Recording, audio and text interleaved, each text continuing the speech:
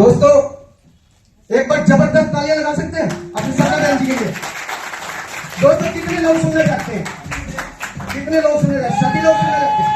दोस्तों अगर आपने सिर्फ 10 मिनट या 5 मिनट इनकी बातें सुन लिया तो दोस्तों जिनके अपने मकान नहीं है उनके अपने मकान खुद के होंगे, और जिनके ऊपर कर्जा था आज उनका कर्जा भी उतर जाएगा। सिर्फ इनकी 5 से 7 मिनट की ध्यान से बातें सुन लेना। तो मैं माइक हैंड ओवर करने जा रहा हूँ बहन जी सपना देवी, जबरदस्त आ गया। गुड मॉर्निंग बेटिया। Good morning. सारे जबरदस्त हो? यस जबरदस्त हो सारे? यस। एक और जबरदस्त तालियां परमपिता परमेश्वर के लिए।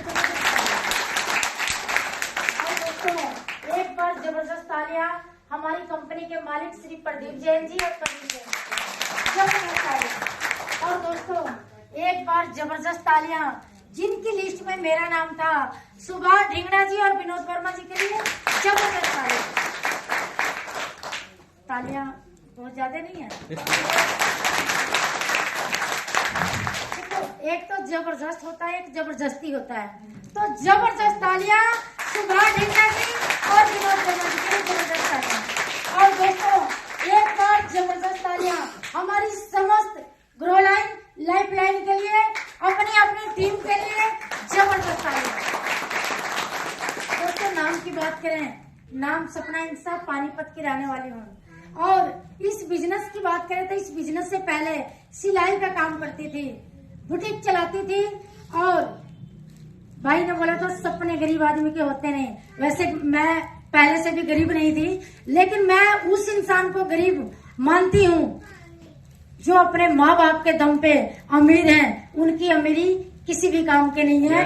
अमीरी वो होती है जो अपने दम पे बंदा अमीर हो उसको अमीर बोलते हैं। तो इसलिए मुझे लगता था कि मैं भी गरीब हूँ। और इस बिजनेस से पहले सिलाई का काम कर करके अपने परिवार का गुजारा चलाती थी। और अगर बात करें सपने के तो सपने तो थे ही नहीं। गरीब आदमी सपना देखता नहीं, क्योंकि उसके पास इतना टाइम ही नहीं होता कि वो किसी के बारे में सोचे, अपने सपनों के बारे में सोचे। वो सिर्फ और सिर्फ दाल रोटी के बारे में सोचता था, और मैं भी सिर्फ और सिर्फ दाल रोटी के लिए सोचती थी। और अगर बात करें इस बिजनेस की तो इस बिजनेस से पहले हमेशा परमात्मा के आगे, कई बार हमारे साथ अगर कुछ अच्छा हो जाए तो हम सोचते हैं हमने किया, और कुछ बुरा हो जाए तो हमने परमात्मा को थोप दिया कि भगवान ने हमारे साथ बुरा क्यों कर दिया। सभी करते हैं? कितने लोग हैं जो भगवान से शिकायत करते हैं? कितने लोग? मैं बहुत करती थी। मैं हमेशा भगवान से शिकायत करती थी, भगवान से लड़ती थी। कभी मंदिर गुरुद्वारे जाती थी तो हमेशा भगवान से लड़ाई करती थी। लोग मांगने के लिए जाते, लोग माथा टेकने के लिए जाते थे, और मैं लड़ने के लिए जाती थी भगवान के आगे। क्योंकि एक बात आपको, एक चीज बड़े मजे की बात बताऊंगी। बहुत सारे लोग, थोड़ी सी भी दिक्कत आ जाती है तो जगह जगह जाके लोगों को, पड़ोसियों के आगे, रिश्तेदारों के आगे रोते हैं। क्या रिश्तेदार कोई परेशानी दूर करते हैं? करते हैं? पड़ोसी दूर करता है कोई? कोई भी नहीं करेगा।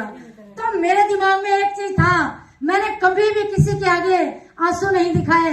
और वर्मा जी और सुभाष ढिंगड़ा जी प्रूफ हैं कि मेरे सामने जितनी मर्जी प्रॉब्लम आ जाए, कभी भी इनके आगे अपनी प्रॉब्लम लेके नहीं गई कि मुझे ये दिक्कत है।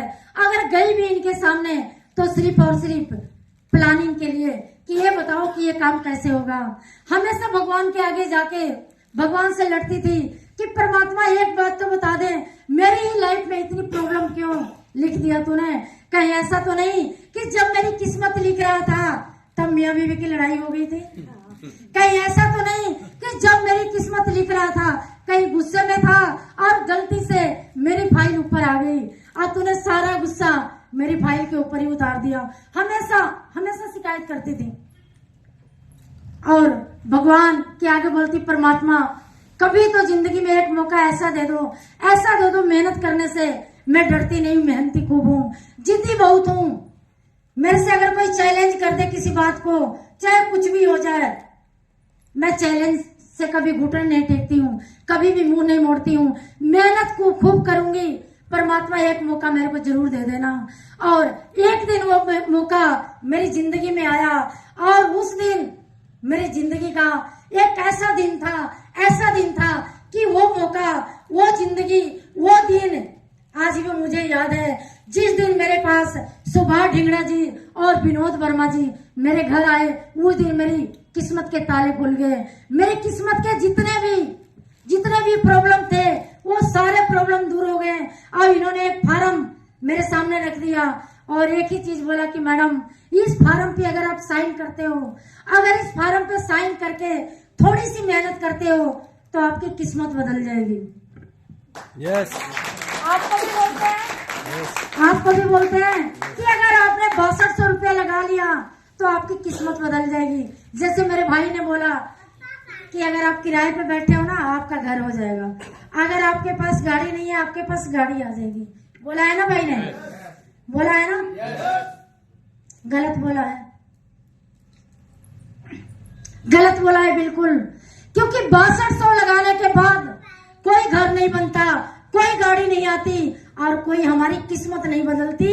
इन्होंने मुझे एक चीज बताया कि जिस फार्म पे आप साइन कर रहे हो, इस फार्म पे साइन करने से आपकी किस्मत बदल जाएगी। आपके घर में गाड़ी भी आ जाएगी, आपका अपना घर भी हो जाएगा, आपका बैंक बैलेंस भी हो जाएगा, आपकी किस्मत भी बदल जाएगी, आपके सारे सपने भी पूरे हो जाएंगे। लेकिन इस फार्म पे साइन करने के बाद आपको मेहनत करनी पड़ेगी। इन्होंने ये तो कहा कि इस फार्म पे साइन करने से आपकी किस्मत बदल जाएगी, लेकिन साथ में ये भी बोला कि अगर आप मेहनत करते